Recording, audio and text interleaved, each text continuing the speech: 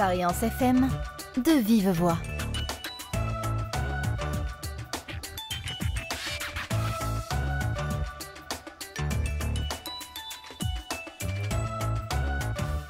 Eh bien bonsoir à toutes, bonsoir à tous, soyez les bienvenus sur l'antenne de Variance FM, c'est Jérémy et je suis très heureux de vous retrouver pour un tout nouveau numéro de l'émission De Vive Voix.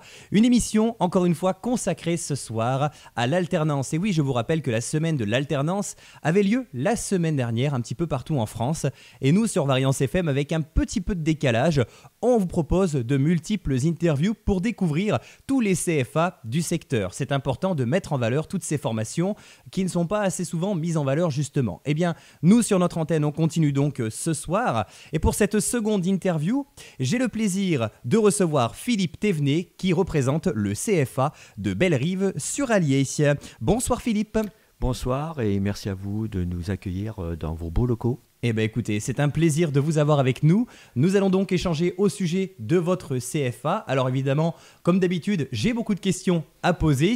Mais pour commencer, depuis combien de temps le CFA existe-t-il et quelle est son histoire ? Alors le CFA existe depuis une soixantaine d'années. Donc au départ, c'était un CFA départemental. Après, au bout de quelques années, c'est devenu un CFA auvergnat. Et maintenant, depuis 4 ans, nous sommes Auvergne-Rhône-Alpes. D'accord, donc ça s'est vraiment beaucoup développé et vous avez des antennes un petit peu partout. Alors, ce qu'il faut savoir, c'est que Auvergne-Rhône-Alpes, donc ça comprend une dizaine de départements, et il y a au moins un CFA du bâtiment dans chaque département. Après, il peut y avoir, comme à Saint-Étienne, c'est un gros département, des antennes comme à Roanne, mais il y a au moins un CFA par département. Ce qui permet à chacun d'avoir le choix effectivement pour ses formations et ça c'est formidable. Oui. Alors vous parliez du bâtiment justement, oui. Quelles sont les différentes formations que vous proposez et quels sont leurs débouchés ? Alors les différentes formations, c'est très simple, vous prenez une maison du bas jusqu'en haut et on fait tous les métiers que vous pouvez trouver pour construire une maison. La seule chose, c'est que nous, dans l'Allier, on ne va pas faire le trou pour la maison. On a des collègues dans d'autres départements qui vont le faire, mais nous, on fait uniquement la construction de la maison. Donc, on va partir, on va avoir le maçon, on va avoir le carreleur, on va avoir l'électricien, le plombier, le chauffagiste. On va aussi avoir le menuisier, le charpentier, le couvreur. Et j'en ai peut-être oublié, il y a le menuisier aluminium verre aussi, parce qu'il y a 2 sortes de menuisiers, on a 2 formations, il y a le menuisier bois, bien sûr, fabricant, et le menuisier aluminium verre. Ah oui, donc c'est très diversifié effectivement. Ah oui, on est très diversifié, oui. D'accord. Et alors, quel type de formation proposez-vous ? Est-ce que ce sont des contrats d'apprentissage, des contrats de professionnalisation peut-être ? Alors, nous, effectivement, au départ, on faisait beaucoup de contrats d'apprentissage. On fait toujours beaucoup de contrats d'apprentissage, mais maintenant, on fait de plus en plus de contrats pro. Donc le contrat d'apprentissage, c'est très bien pour une personne qui a moins de 29 ans, parce qu'un contrat d'apprentissage va jusqu'à 29 ans, mais on a de plus en plus de personnes, d'adultes, soit par le biais d'une reconversion et qui veulent se former et qui viennent se former chez nous. Donc s'ils ont plus de 29 ans, à ce moment-là, on va faire des contrats pro. D'accord. Et alors, à qui vos formations sont-elles accessibles et quelles sont les conditions requises, surtout pour les intégrer ? Alors, les conditions requises, c'est très facile. Donc, il faut que le jeune, il ait au moins 15 ans avant le 31 décembre de sa formation et il faut qu'il ait fini sa 3e. Voilà. Donc, c'est les seules conditions pour pouvoir venir chez nous.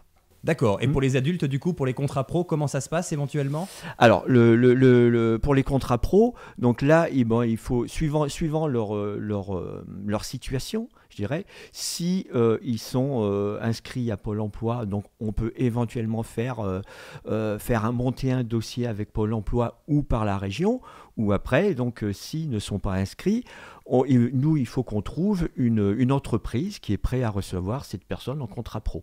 Alors justement, puisque vous parlez d'entreprise, pour commencer une formation en alternance, bien souvent, il faut déjà avoir une entreprise. Alors du coup, avez-vous des entreprises partenaires à proposer aux futurs élèves ou est-ce qu'ils doivent systématiquement chercher leur stage d'eux-mêmes ? Alors, c'est pas forcé d'avoir une entreprise chez nous. Donc le jeune peut s'inscrire chez nous. On va recevoir les jeunes, on va recevoir la famille. De temps en temps, ils ont déjà une entreprise parce que quand ils étaient en troisième, ils ont pu faire des stages dans des entreprises. Et si le stage se passe bien, le patron propose un apprentissage aux jeunes. Mais nous, on est là aussi pour aider les familles. Parce que bien sûr, on a des réseaux d'entreprises avec qui on a l'habitude de travailler. Et des fois, c'est des entreprises qui nous contactent parce qu'ils sont à la recherche des jeunes ou des familles qui sont à la recherche d'entreprises. Et nous, on est là pour faire le lien entre l'entreprise et les familles. D'accord. Et comment vos formations se présentent-elles? Quelle est la part de cours dispensée par rapport au temps en entreprise? Alors ça, c'est variable suivant le diplôme. Donc nous, on fait des formations, on va du CAP jusqu'au BTS. Alors si on prend un CAP, donc le CAP, c'est 10 semaines de formation sur l'année. Et donc le restant de l'année, il est en entreprise. Donc en général, c'est une semaine par mois au CFA. Et le restant, donc 42 semaines en entreprise. Après, si on prend un bac, donc le bac va se faire sur 3 ans. 3 ans ou 2 ans suivant le diplôme du jeune. La première année, ça va être le même cycle que le CAP, c'est-à-dire 10 semaines au CFA et le restant en entreprise, alors que la deuxième et troisième année, ça va être 20 semaines au CFA et le restant en entreprise.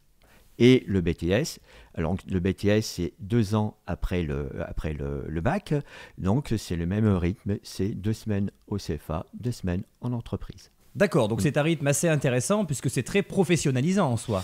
Ah oui, c'est très professionnalisant, mais c'est aussi le but de nos formations.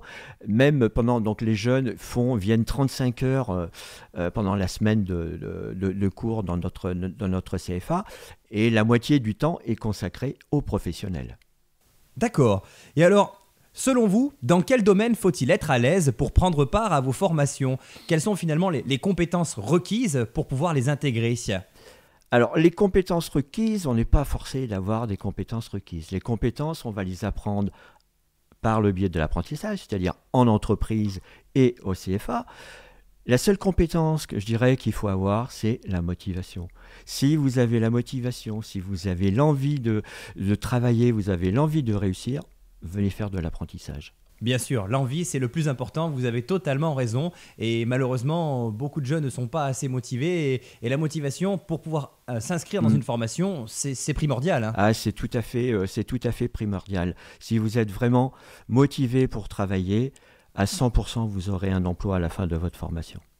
Et alors, quelle est la taille de vos classes et plus généralement de votre structure ? Alors, la structure varie tout au long de l'année, parce que maintenant, l'apprentissage, on peut commencer et terminer quand on veut. Hein. Mais ça varie entre 500 et 540 apprentis tout au long de l'année. Après, il peut y avoir des démissions, il peut y avoir des ruptures. Mais bon, nos effectifs sont entre 500 et 540 apprentis tout au long de l'année. Alors, ce qu'il faut savoir aussi, c'est que les 540 apprentis ou les 500 apprentis ne viendront pas en même temps. On fonctionne sur un cycle de 4 semaines. Donc, ce qui veut dire qu'on va se retrouver entre 100, 120, 140 apprentis par semaine. Donc, ça reste d'une taille tout à fait acceptable. Et là, on peut faire un très bon suivi par rapport à nos apprentis. Et j'imagine que les classes sont assez petites du coup. Les classes, effectivement, sont assez petites parce que tout ce qui est enseignement professionnel, on ne peut pas dépasser 15 apprentis. Hein, donc, dans un atelier, on ne peut pas avoir plus de 15 apprentis. Après, tout ce qui est enseignement général, effectivement, on va réunir 2 classes et on va se retrouver entre 25 et 30 apprentis par classe. Et ce qu'il est important de rappeler, c'est que dans la partie cours théorique, il y a également un petit peu de pratique. Ah oui, bien sûr. Dans les cours théoriques, vous avez au moins déjà 3 demi-journées qui sont faites dans les ateliers. C'est important de le rappeler parce que c'est vrai que beaucoup d'étudiants ont peur de la partie théorique et c'est pour ça qu'ils ne se lancent pas dans des grandes études. Ils préfèrent faire directement de l'apprentissage et du coup, ça les rassure un petit peu de savoir qu'il y a de la pratique et pas uniquement des cours théoriques. Oui, tout à fait. Alors moi, j'ai vu des jeunes, un jeune dont notamment qui était toujours chez nous. Il est arrivé, il s'est inscrit sur un CAP maçon. bon, pas un CAP parce qu'il n'avait pas de très très très bonnes notes en troisième. Et il a fait son chemin, le métier lui plaisait, la formation lui plaisait, le rythme lui plaisait, et maintenant il est en deuxième année de BTS bâtiment. Comme quoi ça fonctionne effectivement. Et oui, ça fonctionne. Après, toujours avec l'envie. Toujours. Exactement, c'est le plus important, vous avez raison. Alors, comment pourriez-vous qualifier le suivi de vos élèves? Les professeurs sont-ils présents régulièrement derrière eux pour les aider? Alors oui, bien sûr, les professeurs sont régulièrement derrière eux, comme je vous l'ai dit tout à l'heure, donc ce sont des petits effectifs. En enseignement professionnel, ils sont au maximum une quinzaine. Donc à tout moment, on a nos formateurs sont disponibles pour les jeunes. Et j'ai aussi deux collègues qui sont là exprès pour eux, pour les aider. On va les retirer de la classe de maths ou de français. On va les prendre pratiquement en cours particulier. Ils vont être 2, ils vont être 3 pour faire le même cours, mais ça va être plus du cours particulier. D'accord. Alors justement, puisque vous parlez de vos formateurs, qui sont-ils et quelles sont leurs compétences? Qui sont-ils? Alors la plupart du temps, ce sont des formateurs qui ont connu l'apprentissage, qui ont fait de l'apprentissage. Et après, bien sûr, on travaillait en entreprise, entre 10, 15, 20 ans en entreprise. Et puis, bon, ils ont voulu donner l'envie de travail, de donner la motivation aux jeunes, de leur apprendre de ce qu'eux, ils ont appris. Et ils se sont mis formateurs. D'accord, donc on retrouve d'anciens élèves du CFA du coup. Tout à fait. On retrouve d'anciens élèves du CFA. Ah bah c'est assez intéressant, ça permet d'échanger un petit peu sur leur expérience et puis de motiver les jeunes à accéder à leur métier. Oui. Ça fait voir aussi aux jeunes que voilà, on a commencé par un CAP, et maintenant je peux être aussi formateur dans un CFA. Alors, en dehors de vos formations classiques, vous proposez également d'autres habilitations. Quelles sont-elles? Alors, on va avoir l'habilitation électrique et on va avoir aussi l'échafaudage. D'accord, ah oui, c'est intéressant, c'est des choses qui vont en plus. Et si je dis pas de bêtises, il y a également toute la partie sauveteur secouriste au travail. SST, également. Oui, la SST, oui, tout à fait. On a des formateurs qui sont formés pour enseigner la SST. D'accord, c'est très pratique. Et le fait de conduire des engins également, est-ce que c'est compris dans vos formations? Non, c'est pas compris dans nos formations. D'accord, c'est important de le souligner parce que ça peut servir à certains qui auraient peut-être voulu également avoir cette formation-là, mais qui n'est pas dispensée pour le coup. Alors, elle n'est pas forcément dispensée par nous, mais par le biais de l'entreprise. L'entreprise peut aussi les former après qu'une fois qu'ils aient eu leur CAP, qu'ils aient leur bac ou leur BTS. D'accord. Et alors, pour faciliter la vie quotidienne de vos étudiants, votre établissement propose également des services d'hébergement et de restauration. Est-ce que vous pouvez nous en toucher quelques mots ? Alors oui, donc on a un service d'hébergement parce qu'on a des apprentis qui viennent de loin, voire même de très loin. Donc le jeune va arriver le lundi matin, et il va pouvoir repartir le vendredi midi parce qu'on finit nos cours le vendredi midi. Donc les jeunes doivent faire 35 heures dans la semaine et les 35 heures sont terminées le vendredi midi. À cela s'ajoute un service d'animation, parce qu'on a un service d'animation qui prend en charge les jeunes qui sont en internat et qui va proposer tous les soirs des animations aux apprentis. Alors c'est très varié, ça peut être du sport dans notre gymnase, ça peut être aller voir l'équipe de basket à Vichy, ça peut être du foot en salle, c'est très très très varié.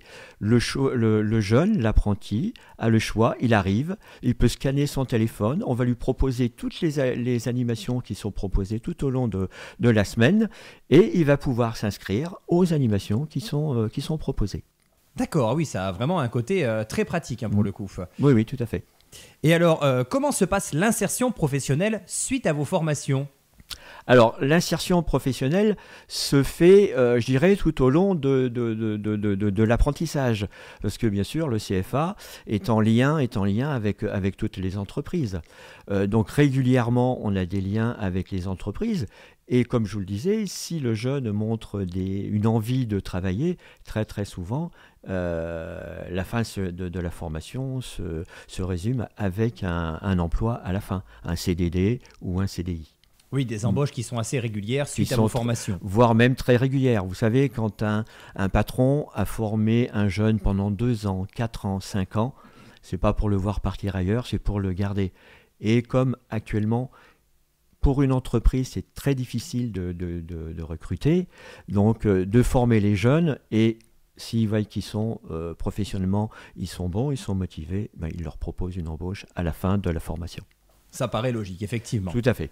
Et alors, quels sont les tarifs de vos formations? Forcément, quand on parle de prix, ça commence à faire peur pour certaines familles. Alors, effectivement, souvent, les familles me demandent, oui, mais combien va me coûter la formation? Alors, je leur réponds tout simplement, elle ne vous coûte rien du tout. Voilà, la formation en elle-même ne vous coûte rien. Pourquoi? Parce que c'est pris en charge par les OPCO. Alors la seule chose que les jeunes vont payer ou que la famille va payer, ça va être bien sûr de manger le midi, parce qu'on a un self pour les jeunes, et de payer l'internat si les jeunes sont internes. Mais la formation en elle-même ne coûte rien du tout aux familles. Donc en fait, ce sont les entreprises qui financent tout ça, c'est voilà. C'est la taxe d'apprentissage qui va payer les formations pour les apprentis. D'accord. Bon, écoutez, en tout cas, Philippe, on était ravis de vous avoir avec nous pour cette interview. Avant de vous laisser, j'ai quand même une ultime question à vous poser et qui a son importance pour le coup. Où est situé votre CFA et comment peut-on en savoir un peu plus sur vos formations? Voilà. Alors, notre CFA est situé à Bellerive-sur-Allier, route de Charmeil. Après, c'est très facile à nous trouver. Vous voyez le Creps, vous voyez le hippodrome à Bellerive. On est juste à côté. Après, vous pouvez nous trouver sur notre page Facebook. Vous pouvez nous trouver sur notre site BTP CFA Allier ou BTP CFA Aura, parce qu'on est géré par une association qui se trouve à Lyon et qui est BTP CFA Aura. Et là, vous pouvez nous trouver sur nos pages. On retiendra donc votre nom, BTP CFA Bellerive-sur-Allier. N'hésitez pas, chers amis auditeurs, si vous avez éventuellement des enfants qui cherchent une formation, il faut se diriger sur Bellerive-sur-Allier avec ces formations dans le BTP qui semblent d'ailleurs très intéressantes. On a appris beaucoup de choses grâce à vous, Philippe. Merci et on vous beaucoup. en remercie. C'est moi qui vous remercie. Très belle soirée à vous et vous revenez quand vous voulez pour parler de vos formations. C'est très gentil, merci. Merci à vous et nous sur Variance FM, on va continuer avec un petit peu de musique et on se retrouve évidemment tout à l'heure aux alentours de 20h pour votre cabanon du soir.